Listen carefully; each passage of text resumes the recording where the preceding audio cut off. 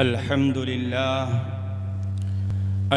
لله نحمده ونستعينه ونستغفره ونؤمن به ونتوكل عليه ونشهد أن لا إله إلا الله وحده لا شريك له ولا وزير له ولا مشير له ولا ضد له ولا ند له ولا مثل له ولا مثال له ونشهد أن سيدنا وسندنا وحبيبنا ومولانا وكريمنا وشفيعنا وطبيبنا وحكيمنا محمد أفضل البشر محمد أكمل البشر محمد أطيب البشر محمد أجمل البشر محمد إمام القبلتين محمد سيد الثقلين محمد خير الورى محمد صلى الله على النبي محمد صلى الله عليه وسلم. أعوذ بالله من الشيطان الرجيم. بسم الله الرحمن الرحيم. يا أيها الذين آمنوا قوا أنفسكم وأهليكم نارا وقودها الناس والحجارة صدق الله العظيم. قال علي بن أبي طالب في هذه الآية علموهم وأدبوهم. قال رسول الله صلى الله عليه وسلم ما نحل والد أفضل من أدب حسن أو كما قال عليه الصلاة والسلام. حضرت صدر محترم اسٹیج پر تشریف فرما بہت ہی زیادہ مؤقر اور معزز علماء کرام، اتنا بڑا اسٹیج جس پر لائق احترام شخصیات جلوہ افروز ہیں، ان سب کے موجودگی میں ناظم اجلاس کا یہ تبصرہ، یہ تمام کی تمام گفتگو جو انہوں نے کی ہے، دعا کرتے ہیں اللہ تبارک و تعالی اس کا مصداق بنا دے.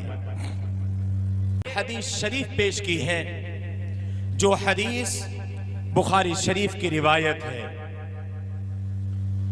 اللہ تبارک و تعالی نے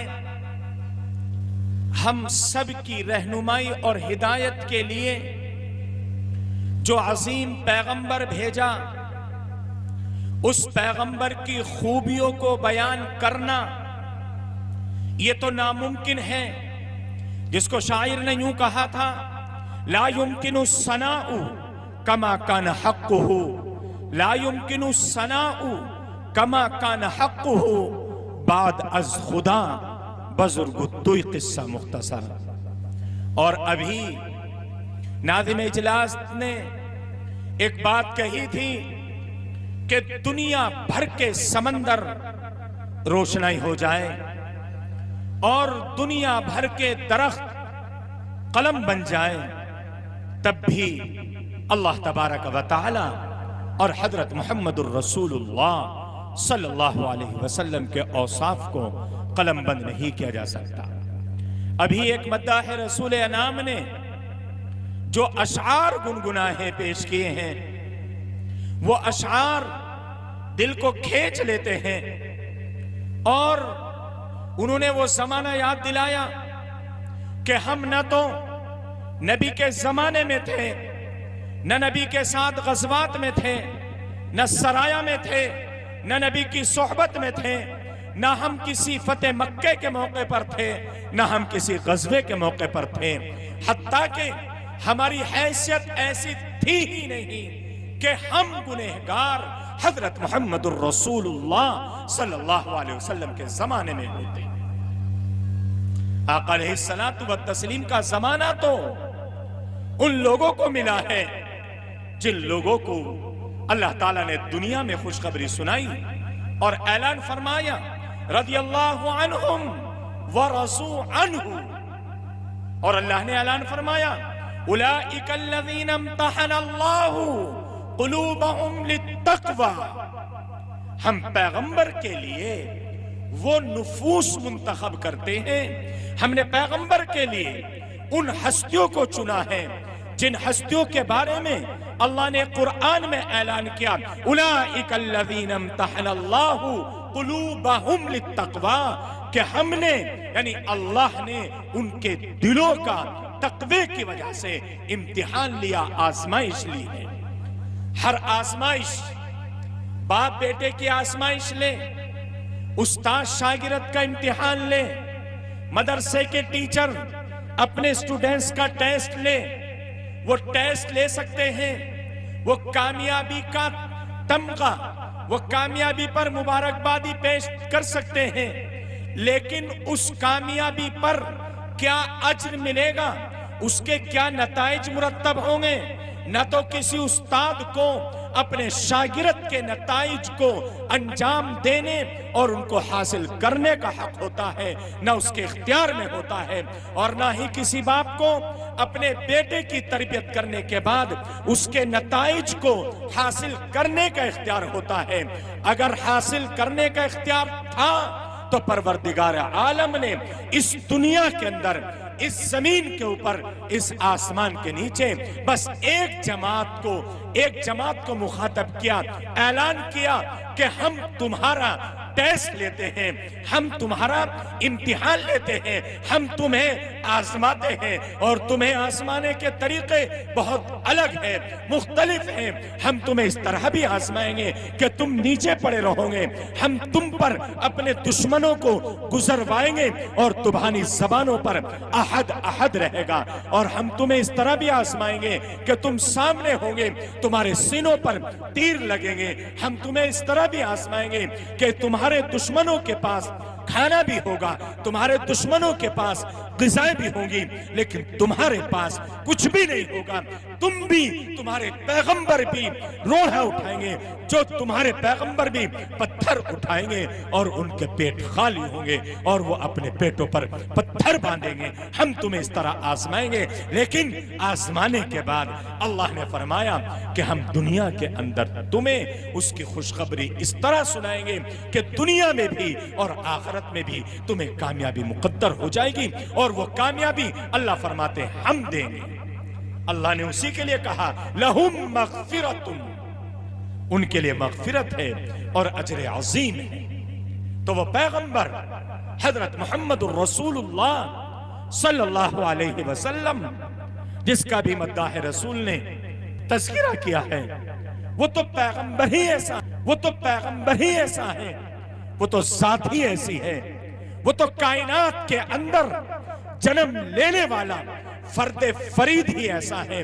وَأَحْسَنُ مِنْكَ لَمْ تَرَ قَطُّ عَيْنِي وَأَجْمَلُ مِنْكَ لَمْ تَلِدِ النِّسَاء، کہ پیغمبر آپ تو ایسے ہیں کہ آپ جیسا تو خوبصورت اس کائنات میں کوئی ہے ہی نہیں، اور آپ جیسا تو میری آنکھوں نے دیکھا ہی نہیں ہے، اور دیکھتا کیسے؟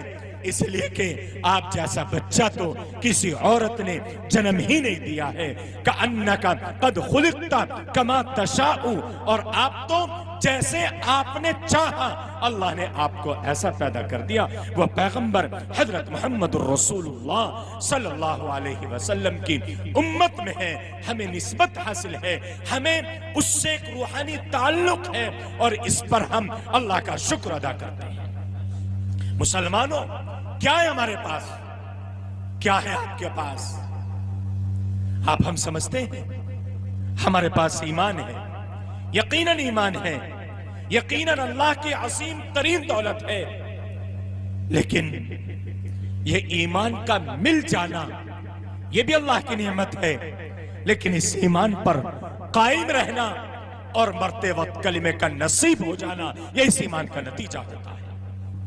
کوئی اللہ والا، کوئی بزرگ، کوئی متقی پرہیزگار، کوئی استاد، کوئی محدث، کوئی مفسر، کوئی خانقاہ میں بیٹھنے والا، تصوف و سلوک کے اعلیٰ مدارس طے کرنے والا صوفی، کوئی تبلیغی جماعت میں اپنی زندگی لگانے والا مبلغ، کوئی بھی آدمی اپنے اس ایمان پر اللہ کا شکر تو ادا کر سکتا ہے، لیکن گھمنڈ اور فخر نہیں کر سکتا، عجب نہیں کر سکتا، اس لیے کہ مرتے وقت کس کو کلمہ نصیب ہو جائے یہ کوئی گارنٹی نہیں۔ بھی راستے میں ہم سن رہے تھے، تعجب ہوگا آپ کو، علماء کی ایک بڑی جماعت تشریف فرما ہے، آپ ذرا اندازہ لگائیں، یہ قرآن کریم، اس کی تفسیریں، اس کے معانی، اس کے مفاہیم، اس کے تراجم بے شمار کیے گئے ہیں، ہر دور میں اس کی تفسیریں لکھی گئی ہے، بے شمار تفسیریں لکھی گئی، عربی میں لکھی گئی، فارسی میں لکھی گئی، اردو میں لکھی گئی، مختلف زبانوں میں لکھی گئی ہے۔ لیکن آپ کو ایک ایسی تفسیر بتاؤں، ایک تفسیر پورے قرآن کی لکھی گئی، اور اس پورے قرآن کی تفسیر میں کوئی ایک لفظ، کوئی ایک شبد، کوئی ایک کلمہ، کوئی ایک حرف ایسا نہیں ہے جس میں کوئی نقطہ، پورے قرآن کی تفسیر میں نقطے والا حرف استعمال نہیں کیا گیا۔ با نقطہ ہے، تا کے اوپر نقطہ، سا کے اوپر نقطہ، جیم پر نقطہ، خا پر نقطہ، زال پر نقطہ، زا پر نقطہ، شین پر نقطہ، زاد پر نقطہ، اسی طرح نقطے والے حروف ہیں، لیکن پورے قرآن کی تفسیر میں ایک بھی نقطے والا حرف استعمال نہیں کیا گیا۔ آپ کیا کہیں گے ایسے مفسر کو؟ کتنا بڑا آدمی ہوگا، لیکن مرتے وقت کلمہ نصیب نہیں ہوا، مرتے وقت کلمہ نصیب نہیں ہوا، اسلام پر نہیں مرا۔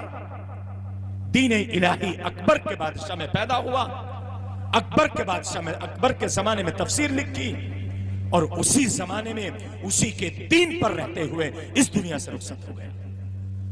پتہ چلا کہ ایمان کا ملنا یہ اللہ کی نعمت ہے، ایمان پر قائم رہنا یہ بھی اللہ کی نعمت ہے، اور ایمان پر دنیا سے رخصت ہونا یہ اللہ کی عظیم تر نعمت ہے۔ میرے مسلمان بھائیوں، میرے دوستو، یہ مدرسے، یہ درسگاہیں، یہ مکاتب، یہ کمرے جس کے پلستر نہیں ہوتے، جن کے فرش نہیں بچھے ہوتے، یہ اللہ کے کلام اور قرآن کی خدمت کے لیے بنائے گئے ہیں، خدمت کے لیے تعمیر کیے گئے ہیں۔ ان میں اللہ کا کلام سکھایا جاتا ہے، ان میں قرآن پڑھایا جاتا ہے، ان میں نبی کی تعلیم دی جاتی ہے، اور یہ کسی اور کو نہیں دی جاتی بلکہ آپ کے بچوں کو دی جاتی ہے، آپ کی اولادوں کو دی جاتی ہے۔ اور یہ اولاد، میں نے قرآن کریم کی آیت پڑھی ہے، قرآن کریم کی آیت کی جو تشریح ہے اور ایک حدیث شریف پیش کی ہے، اسی کے ضمن میں اللہ کے نبی صلی اللہ علیہ وسلم کی مختلف روایات ذکر کی گئی ہے، لیکن میں نے ایک بہت چھوٹا سا ٹکڑا حدیث کا پیش کیا ہے۔ اللہ کے نبی علیہ السلام نے فرمایا، اور یہ اس کے جواب میں فرمایا کہ جب صحابہ نے معلوم کیا، یا رسول اللہ قد علمنا حق الوالدی، یا رسول اللہ ہم والد کے حق کو تو جانتے ہیں، یعنی ماں باپ کے حقوق کیا ہے، یا رسول اللہ یہ تو ہم جانتے ہیں، لیکن ہم آپ سے پوچھتے ہیں ما حق الولدی، اولاد کے حقوق کیا ہے، اولاد کا کیا حق ہے جو ماں باپ کے اوپر ضروری ہے۔ اگر ماں باپ نے، وہ باپ چاہے کسی بھی طبقے سے تعلق رکھتا ہو، اللہ کے نبی نے ایک اعلان فرمایا، اللہ کے نبی نے اعلان فرمایا کہ وہ باپ جس کی اولاد ہے، وہ اولاد جس نے اس کے گھر میں جنم لیا ہے، اگر باپ نے اپنی اس اولاد کے حق کو ادا نہیں کیا تو پھر ہم حقوق العباد کے طور پر اس اولاد کا حق اس کے باپ سے وصول کریں گے، اور ہم کسی کے حق کو جب وصول کرتے ہیں تو اس میں ہم ڈنڈی نہیں مارا کرتے۔ ان اللہ لا یخلف المیعاد، قرآن نے فرمایا وما ربک لیس بظلام للعبید، اللہ تعالیٰ تمہارا رب بندوں پر ظلم نہیں کرتے، یعنی ایک کا حق دوسرے کے اوپر اگر ہے تو وہ اس کے حق کو اس کو دلواتا ضرور ہے. اس لیے اولاد کا جو حق ماں باپ کے اوپر ہے وہ ایسا حق ہے کہ اگر اولاد کا حق باپ نے ادا نہ کیا تو اللہ تبارک و تعالیٰ کے یہاں یہ اولاد اپنے ماں باپ سے اپنے حق کا مطالبہ کرے گی. اللہ کے نبی نے فرمایا ان یحسن اسمہ. نمبر 1، باپ اپنے بچے کا اچھا نام رکھے. اچھا نام رکھے. نام پر گفتگو ہے. آج یہ تو کہنے کی ضرورت نہیں ہے کہ نام کیسے رکھے جاتے ہیں. نام تو اس انداز کے رکھے جاتے ہیں کہ اہل علم جو اپنے علوم میں غوطہ زن ہیں ان کو ان معانی سے معرفت وہ نہیں ہوتی چہ جائے کہ ہمارے جو ائمہ ہیں، جو مسجدوں کے حفاظ و قراء ہیں، ان کے سامنے وہ نام لیے جاتے ہیں جو کسی عربی زبان کی لغت میں، فارسی زبان کی لغت میں وہ نام نہیں ملتے. اور امام صاحب اگر نام کے معنی نہ بتائیں تو امام صاحب کہہ دیتے آپ کیا جانتے ہیں. میرے دوستو، اللہ کے نبی علیہ السلام نے فرمایا اچھے نام وہ ہے جس میں میرا نام یعنی محمد صلی اللہ علیہ وسلم کا نام ہو یا اللہ کا نام ہو. اور صحابہ کرام رضوان اللہ مجمعین کے نام پر علماء نے لکھا ہے کہ یہ نام اگر رکھے جائیں تو یہ مستحسن نام ہے جس کو اللہ کے نبی علیہ السلام نے بیان فرمایا. نمبر 2، آقا علیہ السلام نے فرمایا باپ کے اوپر اولاد کے جو حقوق ہیں ان میں ایک حق یہ ہے کہ اولاد کو ماں باپ ادب سکھائے. ادب، میں نے جب روایت پڑھی بہت ساری روایت ملتی ہے جس میں آتا ہے کہ اللہ کے نبی علیہ السلام نے فرمایا کہ اگر باپ کے گھر میں جس اولاد نے جنم لیا ہے اس باپ کی ذمہ داری ہے کہ اپنی اولاد کی 2 طریقے سے تربیت کرے. بس یہ تربیت کے پہلو ہے، یہ بیان کر کے اپنی بات ختم کرتا ہوں. فرمایا تربیت کی 2 پہلو ہے. نمبر 1 تربیت ظاہری، نمبر 2 تربیت باطنی. تربیت ظاہری کیا ہے؟ تربیت ظاہری یہ ہے کہ ہم اپنے بچے کے، ہم اپنی اولاد کے لباس، وضاقت، بال اور ان کی داڑھی وغیرہ کا خیال رکھیں. لیکن اولاد کے لباس، وضاقت، داڑھی، ان سب چیزوں کا خیال میں جب رکھوں گا جب میں خود ان چیزوں پر عمل کرنے والا ہوں. میری وضاقت نہیں ہے صحیح، میرا لباس صحیح نہیں ہے، میرے داڑھی صحیح نہیں ہے، میرے بال صحیح نہیں ہے، میرا لباس ٹخنوں سے نیچے ہے. اللہ کے نبی علیہ الصلوۃ والتسلیم نے فرمایا جس آدمی کا لباس، جس آدمی کا پاجامہ، جس آدمی کی پینٹ، جس آدمی کا تہبند ٹخنوں سے نیچے ہوگا وہ جہنم میں جائے گا. آج فخر کے طور پر، گھمنڈ کے طور پر اپنے پاجامہ، اپنے ٹخنوں کو ڈھانک لیتے ہیں. اللہ کے نبی علیہ الصلوۃ والتسلیم نے بے شمار وعید ذکر کی ہے. اس لیے اپنی اولاد کی تربیت ظاہری اور تربیت باطنی یہ ہے کہ اس کے عقیدے کا خیال رکھنا چاہیے. آج ہماری اولاد، آج ہمارے بچے، آج ہمارے نوجوان کس راہ پر گامزن ہیں؟ مسلمانوں غور کرنے کی ضرورت ہے، آپ کو سمجھنے کی ضرورت ہے، سمجھنے کی ضرورت ہے کہ ہمارا نوجوان دوست، میرا بیٹا، میرا بھائی گھر کے اندر موجود نہیں ہے. اگر وہ ملتا ہے تو وہ ملتا ہے دن میں جوؤں کے اڈے پر وہ جاتا ہے، شراب خانوں پر وہ جاتا ہے، زناکاری کے اڈے پر وہ جاتا ہے. آج ہمارے باپ کو، آج ہمارے بھائی کو اپنے گھر میں رہنے والے بچے کی، اپنے گھر میں رہنے والے بیٹے کی تربیت کی فکر نہیں ہے. کیوں نہیں ہے؟ آپ کو معلوم ہے آپ کا بچہ کہاں ہے؟ آپ کو معلوم ہے عشاء کے بعد آپ کا بچہ گھر نہیں آیا. کہاں تھا آپ کا بچہ؟ آپ کو معلوم ہوا 10 بجے 11 بجے آپ کا جوان بیٹا گھر میں آتا ہے اور آپ یہ پوچھنے کو تیار نہیں ہے کہ آپ اب تک گھر میں کیوں نہیں آئے تھے، کہاں تھے آپ کا، کہاں تھے آپ؟ یہ کوئی پوچھنے کو تیار نہیں ہے. اور کہتے ہیں حالات خراب ہے، حالات خراب ہے. کیا حالات خراب ہے؟ کیا حکومت نے حالات خراب کر رکھے؟ کیا حالات خراب کر رکھے حکومت نے؟ کیا کر رکھے ہیں؟ نماز نہیں پڑھنے دے رہی حکومت، روزے نہیں رکھنے دیتی حکومت، کیا دین کے کاموں کو کرنے کو منع کرتی ہے حکومت؟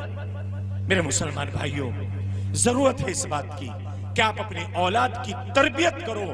خدا کی قسم ان معصوم بچوں کی تربیت کرو گے تو اس کا نتیجہ اور اثر جو دیکھنے کو ملے گا وہ ایسا ملے گا کہ آپ تصور بھی نہیں کر سکتے. ایک تربیت پر ایک واقعہ یاد آیا.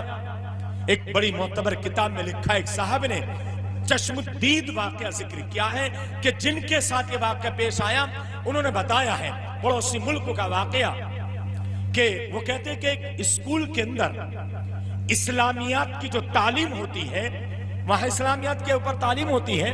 وہ کہتے ہیں کہ ایک ٹیچر تھے اسلامی ٹیچر. اسلامیات کا جو پیریڈ ہوتا ہے اس کا وہ ٹیچر تھے. وہ کہتے ہیں کہ میں اسلامیات کا درس دیتا تھا.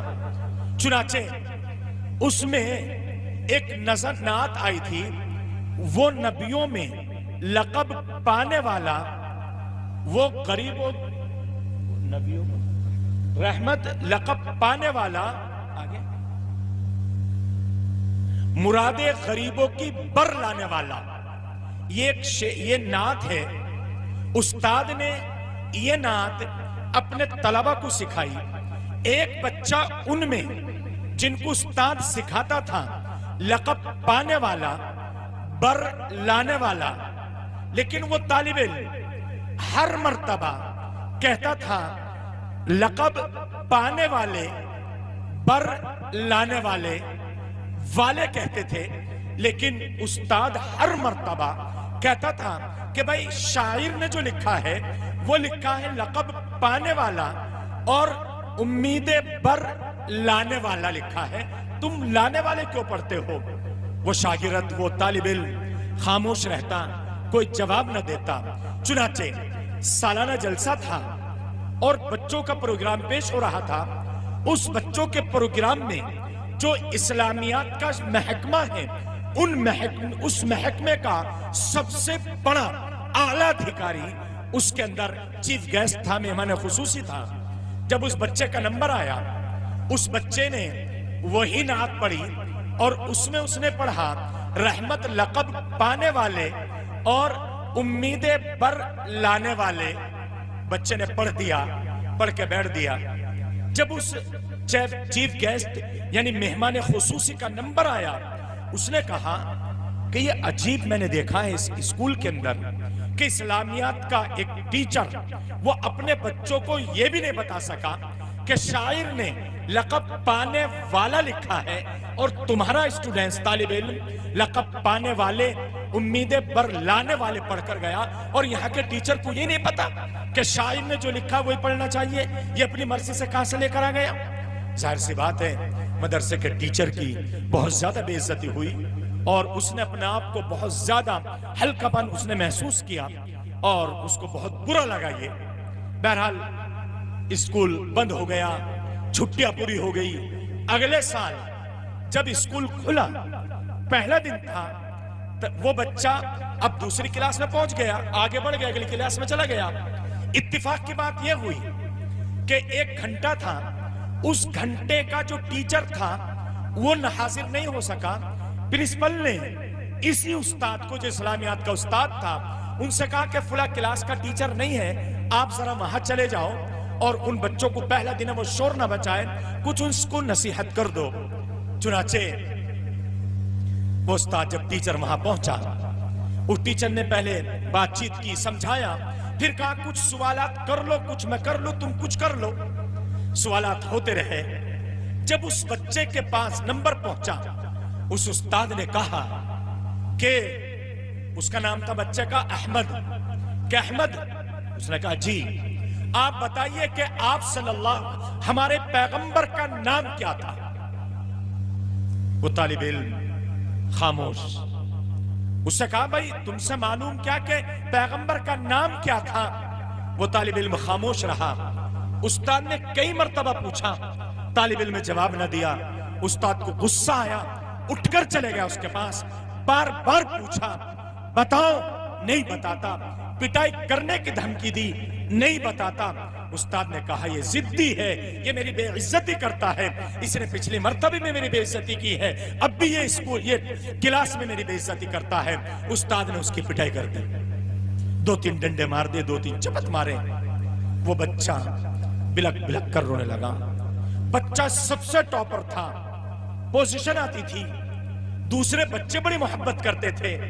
इत्तेफाक की बात यह कि उसी दौरान घंटी बज गई, वक्फा हो गया, बच्चों ने उसको बहुत ज्यादा उससे मोहब्बत का इजहार किया और बिलाखिर वो बच्चा उस वक्फे में वहां से गया और वाश बेसिन के पास वो गया बच्चा, उसने अपना चेहरा धोया, आंसू निकल आए थे वो धोए, बावुजू होकर वो फिर बच्चा स्कूल के अपने क्लास में आया। उस इस्लामियात के टीचर ने आकर फिर कहा, अहमद खड़े हो और बताओ हमारे पैगंबर का क्या नाम था। अहमद खड़ा हुआ और उसने कहा, हमारे पैगंबर का नाम हजरत मोहम्मद मुस्तफा सल्लल्लाहु अलैहि वसल्लम था। उस्ताद हैरान रह गया, उस्ताद समझ गया कि कोई राज है, कोई बात है। उस्ताद अपनी जगह से उठकर उस बच्चे के पास गया, बच्चे को प्यार से समझाया, उसका शफकत का बोसा लिया और उससे कहा कि बेटा मुझे ये बताओ कि तुम इतने ज़हीन फतीन हो, बच्चे इस टीचर हो के सब टीचरों के चाहने वाले हो, क्लास में टॉपर हो, आखिर तुमने पहले पिट भी गए, मार भी खाई, लेकिन तुमने पैगंबर का नाम क्यों ना बताया। मैं जो इस वाक्य को बताना चाह रहा था, इसका पस मंजर जो मैंने ये इतना तवील वाक्य बताया, देखिए उस बच्चे का जवाब क्या है। मेरे माँ बाप कुर्बान हो उस बच्चे की तरबियत पर। और मुसलमानों आज हम गौर कर ले, गिरबान में झांक ले, बच्चे हमारे भी है, औलादे हमारी भी है। क्या हमारे बच्चों की तरबियत का यही अंदाज है? वो बच्चा कहता है कि मेरे अब्बू का इंतकाल हो गया है, मेरे अब्बू ने कहा था कि बेटा बड़ों का नाम अदब से लिया करते हैं, बेटा बड़ों का नाम अदब से लिया करते हैं। और मेरी माँ ने बताया था कि बेटा पैगंबर का नाम बगैर वुजू के नहीं लिया जाता, इसलिए मैंने पिट गया, मार खा ली, लेकिन हजरत मोहम्मद रसूलुल्लाह सल्लल्लाहु अलैहि वसल्लम का नाम बगैर वुजू के नहीं लिया। यह है असर उस तरबियत का जो बचपने में माँ और बाप करते हैं। आज अंदाजा लगाइए, यहां सब तशरीफ फरमा थे, पीछे अभी इसके पर्दे के पीछे से बच्चे गालियां दे रहे थे और उन गालियों की आवाज उलमा के कानों में आ रही थी। कहां के बच्चे हैं? बाहर के बच्चे हैं। एक गैर मुस्लिम का बच्चा अभी आकर गालियां देने लगे, आप सब देश में आ जाएंगे। हमारे बच्चे मस्जिदों के सामने गालियां देते हैं, शोर मचाते हैं, वावेला करते हैं, लेकिन हम कुछ नहीं कर पाते। क्या वजह है? इसकी वजह यह है कि हमने बच्चों की तरबियत को जायज चीज समझ रखी है। लेकिन याद रखो मुसलमानों, अगर बुढ़ापे में अपनी जिंदगी को, अपने बुढ़ापे में अगर अपनी औकात और अपने एहतराम को मलहूज रखवाना है तो अपने बच्चों की तरबियत करनी पड़ेगी, वरना वो दिन दूर नहीं। नौजवान अपने बुढ़ापे के नक्शे को आईना देख ले कि बुढ़ापे में अगर अपने बच्चों की तरबियत आज नहीं की तो कल बुढ़ापे में ये औलाद जिनके लिए ना आपने अपना पेट काट कर सब कुछ कुर्बान किया है, वो औलाद महीने वाइज रोटी खिलाती है। महीने वाइज 3 बेटे हैं बाप के, अम्मी का इंतकाल हो गया, एक बाप है, 1-1.5 रोटी खाता है, 3 बेटे हैं जिनके बच्चे भी हैं, बीवी भी है, सब है, लेकिन ये बाप 1 महीने 1 बेटे के खाएगा, 1 महीने 1 बेटे के खाएगा और 1 महीने 1 बेटे के खाएगा। क्या ये तरबियत है? ये हमारी औलाद की वो तरबियत है जो हमने की नहीं थी। मुसलमानों, इसलिए मैं ये अर्ज करना चाह रहा था कि अल्लाह तबारक व तआला ने ये मदरसे दिए हैं, ये हमारे बड़े मुअक्कर उलमा तशरीफ फरमा है, ये असीम नेमत है, ये अल्लाह की वो असीम नेमत है मुसलमानों कि जिन मुमालिक में, जिन खित्तों में, जिन जगहों पर, जिन इलाकों में ये दाढ़ी और टोपी वाले नहीं होते ना, वहां के लोग जनाजे की नमाज भी नहीं पढ़ पाते सही करके, उनके निकाह नहीं हो पाते। आप दूर मत जाओ किसी और मुल्क में, अपने मुल्क में हरियाणा पंजाब की तरफ चले जाओ, उन खित्तों में चले जाओ, दूर दूर तक कोई निकाह पढ़ाने वाला नहीं मिलता, नाम सही बताने वाला नहीं मिलता।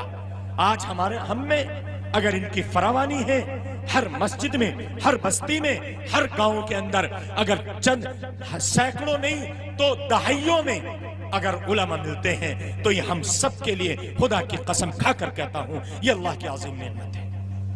لیکن بہت سے لوگوں کے پیٹوں میں درد ہوتا ہے۔ کیوں درد ہو رہا جی آپ کے پیٹ میں؟ کیوں درد ہوتا ہے؟ اس وجہ سے کہ یہ دین کی خدمت کرتے ہیں، اس وجہ سے کہ یہ قرآن پڑھاتے ہیں، اس وجہ سے کہ یہ آپ کے بچے کو گھر سے لا کر آپ کے بچے کی تربیت کرتے ہیں، اس وجہ سے کہ آپ کے بچے کو نمازیں سکھاتے ہیں، دعائیں سکھاتے ہیں، اس وجہ سے کہ آپ کے بچے کے مستقبل کو سنوارنے کی فکر کرتے ہیں۔ نہیں مسلمانوں،